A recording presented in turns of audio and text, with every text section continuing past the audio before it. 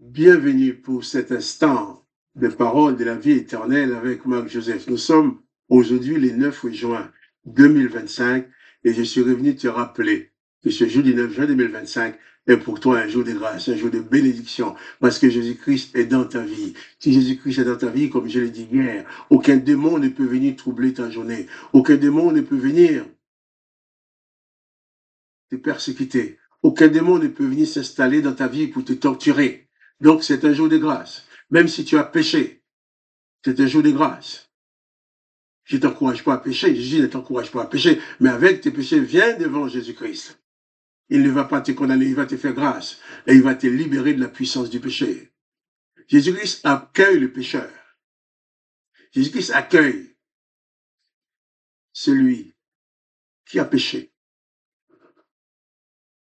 Il a dit qu'il est venu pour sauver les pécheurs. Lorsque Jésus était à table chez Matthieu, avec les publicains et les gens de mauvaise vie, beaucoup de gens disaient, mais je ne comprends pas. Les pharisiens disaient, je ne comprends pas qu'ils soient en train de manger avec des gens de mauvaise vie, avec des pécheurs. Jésus leur a dit, ce ne sont pas les gens qui se croient en bonne santé qui ont besoin de médecins, mais les malades.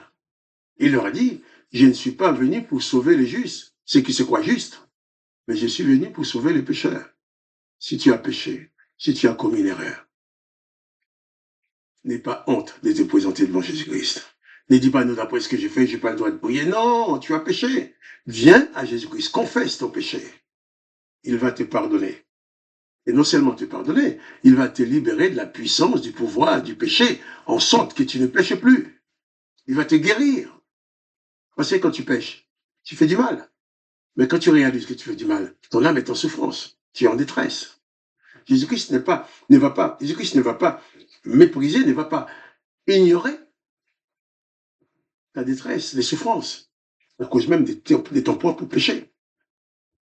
Donc, il ne faut pas t'isoler parce que tu as péché. Si tu as péché, viens à Jésus-Christ. Il t'appelle tel que tu es. Il veut que tu sois sauvé. Nous allons continuer la lecture de l'évangile de Matthieu, chapitre 9, au verset 36. Hier, nous avons parlé de ces pharisiens qui ont dit Jésus chassait les démons par les poings des démons parce que pour eux, c'était pas possible qu'un homme puisse dompter les démons. Nous avons parlé de Jésus qui parcourait le village, guérissant tous les malades, tous les malades et les infirmes. Là, nous allons lire au verset 36. Voyant la foule, Jésus fut ému de compassion pour elle, parce qu'elle était languissante et abattue, comme des brebis qui n'ont point de berger. Voilà. Des brebis qui n'ont point de berger. Ce sont des brebis qui sont livrées à la merci des loups, des prédateurs. Et c'était le cas de ce peuple. Tandis que ce peuple récitait le psaume 23, que l'Éternel est leur berger. Mais ils étaient là, quand même avec l'Éternel pour berger, mais là, à la disposition des prédateurs, des démons qui pouvaient les attaquer, qui pouvaient leur faire n'importe quoi. Car l'Éternel ne les donnait aucun pouvoir sur les démons. Au contraire. Jésus dit, il nous dit que la foule était abattue et Jésus lui était ému de compassion. La foule était là comme des brebis qui n'ont point de berger. On comprend pourquoi dans Jean 15, Jésus dit, je suis le bon berger. Je suis le bon berger. Le bon berger qui donne sa vie, mais qui ne tue pas ses brebis. C'est-à-dire que le peuple d'Israël dit, l'Éternel est le berger, il ne leur manquera de rien. Jésus-Christ dit, moi, je suis le bon berger. Il ne dit pas que l'Éternel n'est pas un berger. Mais il dit, je suis le bon berger qui n'ôte pas la vie à mes brebis quand ils pêchent. Je suis le bon berger qui n'ôte pas la vie, mais qui donne la vie. En plus même, qui donne la vie éternelle. Comme, il les voit comme des brebis qui n'ont point de berger. Alors, Jésus dit à ses disciples, la moisson est grande, mais il y a peu d'ouvriers. Priez donc le maître de la moisson d'envoyer des ouvriers dans sa moisson. Jésus considérait tout ce peuple qui était là comme des brebis sans berger, abattus, sans espoir, à la merci de toutes les puissances démoniaques, à la merci de tous les démons qui pouvaient les malmener n'importe quand. Jésus, dans sa compassion, va s'adresser à ses disciples, il dit, tu vois la moisson, vous voyez, la moisson est grande. Il y a beaucoup de gens à sauver. Il y a beaucoup d'âmes à récolter. Mais il y a peu d'ouvriers. Vous les 12, vous êtes avec moi. Mais c'est pas suffisant. Il y a peu d'ouvriers. Il faut que vous priez le Père pour qu'il envoie d'autres ouvriers avec vous dans la moisson. Donc l'importance pour nous aujourd'hui, de savoir prier le Père pour qu'il envoie d'autres hommes et des femmes consacrés qui sont prêtes à consacrer leur vie à la prédication de l'Évangile. Vous savez, quand il y a un match de football, il peut y avoir des centaines de milliers de personnes. Quand il y a une pièce de théâtre, un film de cinéma, quand il y a tel événement, oui, on a des millions de personnes. Mais quand tu parles de Jésus-Christ, les gens disent, oh, j'ai pas le temps. J'ai pas le temps de venir écouter l'évangile. Je n'ai pas le temps de lire la Bible. J'ai autre chose à faire. Pourquoi? Parce qu'il y a ces puissances démoniaques qui veulent pas que les gens soient sauvés, qui les enchaînent, qui les retiennent. Alors nous, Jésus-Christ nous demande de prier le Père, afin d'envoyer des ouvriers dans sa moisson. Et même, si nous devons prier pour que le Père envoie des ouvriers dans sa moisson, soyons déjà nous-mêmes des ouvriers accomplis. Soyons des ouvriers passionnés de la prédication de l'Évangile. Faites de la prédication de l'Évangile un objectif.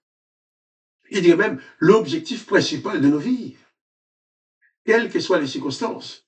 Quelquefois, tu vas parler de Jésus-Christ à quelqu'un, la personne va t'éjecter, t'envoyer promener, la personne va se mettre en colère contre vous. Mais ce n'est pas grave. Ils ont maltraité Jésus. Ils ont rejeté Jésus.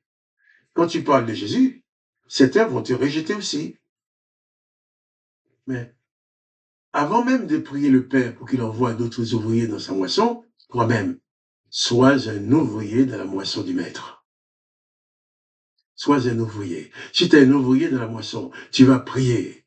Et le Père va envoyer d'autres ouvriers, d'autres personnes qui vont se donner à Jésus-Christ et que tu vas enseigner, que tu vas en faire des ouvriers pour la moisson du Maître. Oui, le Maître, pour qu'il envoie des ouvriers dans sa moisson.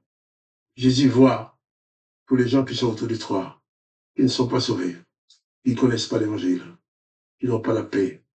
Jésus-Christ dit que tu dois prier le Père pour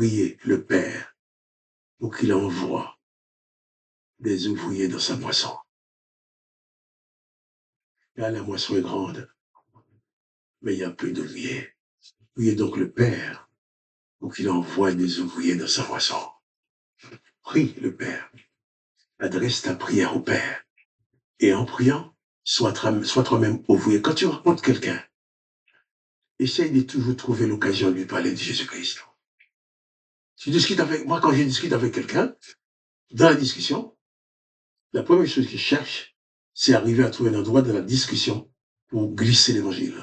Pour lui dire, tiens, voilà l'évangile. La personne me parle, il va sortir un mot qui va lui faire réagir.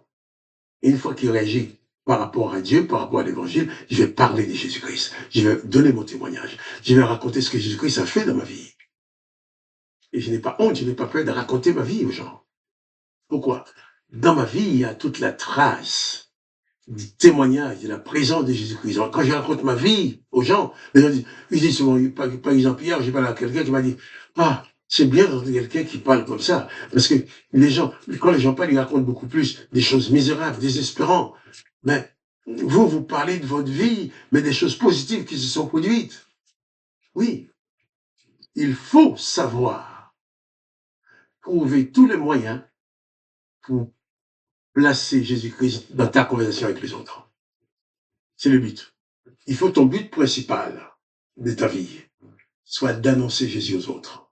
Prie le Père pour qu'il envoie des ouvriers et toi-même, sois un ouvrier.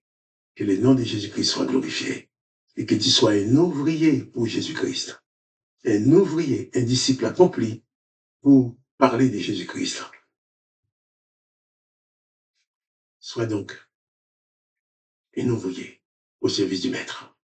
À demain pour les paroles de la vie éternelle.